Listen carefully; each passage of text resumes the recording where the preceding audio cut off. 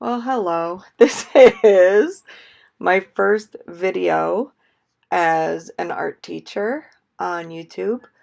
Um, and I thought I would show a speed drawing while I talk about why I became an art teacher. I think all of us have had that feeling that we're being judged or something, so if you've ever been self-conscious about anything, you'll love this story. The drawing I'm doing is of, I think it's pronounced the Hereford lighthouse. I drove down last weekend and took some photographs. It was about 11 in the afternoon. Um, and so I knew the sunlight was going to be good this day. I didn't want an overcast day because drawings, to me, I love drawing light and how the shadows are, and that's why I draw from a photograph, because if you try to sit there and draw it, the shadows are going to change on you. I guess you could sketch the whole thing out, um, and then do your shadows and light, but I prefer drawing from a picture, maybe because I am self-conscious and I wouldn't be able to stand someone looking at me while I drew outside in the real world. Okay. So, why did I become an art teacher? When I was home at the age of 5, I just loved drawing and I loved making art. So, when I started kindergarten, um, and I found out on my first day of school that we were going to go to something called art class, I was super excited and I loved making art, so I really couldn't wait for this class. Like, I was nervous about school. My mom waited in the hallway at kindergarten until I spoke to someone, and because she was nervous about me not being able to make friends because I was so shy and quiet. So my mom waited in the hallway, peeking in the door, I guess, and she finally saw that someone sat next to me and started talking. So she felt comfortable and left, and here I am, all scared about school, until my kindergarten teacher, Mrs. Kennedy, tells us that we are going to go to art class. Wow, how exciting. So we go down the hallway, probably in single file, I don't remember. We go into the art room and we sit at stools that are way too big for us. We were four at a table. And I remember the smell, this great smell the art room had, probably of tempera paint or construction paper or something. But whatever it was, I loved the atmosphere and I couldn't wait to make art. Walking into the art room, so this art teacher, and again I use the term like loosely, um, she showed us the art we were going to make, and we were going to make autumn trees. And we were going to make autumn trees by crumpling up red tissue paper and yellow tissue paper and orange tissue paper. And I believe we might have drawn a tree out with brown crayon or maybe brown paint. I don't know. But we drew the stump out, the tree trunk, and then the leaves. She showed us how to tear the tissue paper and crumple it up in a ball and then glue it down to the paper to make this three-dimensional tree.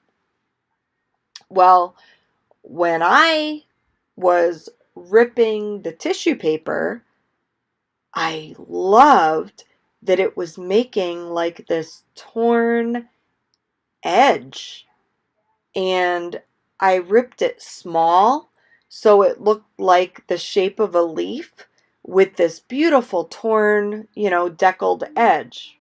Okay, so anyway, I loved how these leaves were coming out, and I couldn't wait way of making this tree that I was doing, because all of the other kids were following her direction and making the crumpled up tissue paper and gluing it down. Actually, it was paste. It was that yummy, yummy smelling paste that we applied with, I think we used popsicle sticks or maybe the wooden spoons that come with Italian ice.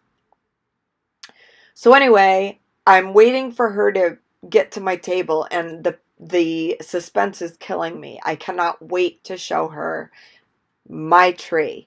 And I had this whole pile of beautiful autumn leaves that I so carefully torn, and it was taking so much time. And some leaves I was gluing to the tree. Some leaves I was pasting on the ground, and sees, because in the autumn pile of beautiful leaves, the ground is covered with and instead of leaves. And a few leaves being wowed by my artwork, down to the sky. Not that I was looking to wow her. To the ground. I was just so excited about it. And I was excited to show her. So here comes the teacher. She comes over to me. She walks over. She looks at my pile of torn tissue paper leaves, and in one motion, she scoops them up in her hands and says, "You're doing it wrong." But no. It was more like this: "You're doing it wrong." And she, in one fell swoop, scoops up my leaves, crumples them up, and puts them back down, and says, "This is what you need to do." Holy crap. My heart was broken. My mind was broken. You're doing it wrong. And I felt sick to my stomach. And not only did I want to leave the room, I wanted to leave the school. I never wanted to go back to that school again, nevertheless, art class. It killed me. But I didn't let it bother me for long.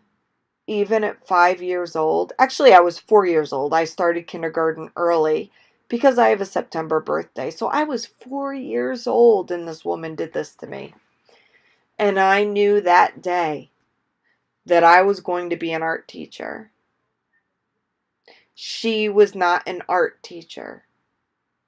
She was someone who was setting rules and setting limits and desired children to comply. I was going to be an art teacher that inspired creativity. I knew when I grew up, I wouldn't make kids feel like I felt that day. It was so wrong. Children need to create whatever their mind wants them to create. Whatever idea is in your mind is awesome. And everyone should have an opportunity to see what is in your mind. And by creating art, you're processing something in your mind and it's outputting out of your hands and you're creating, and that is beautiful. And don't let anyone ever tell you you're doing it wrong. And if they are saying you're doing it wrong, please know and please remember this story. You're not doing it wrong. You're only doing it different than what they expected.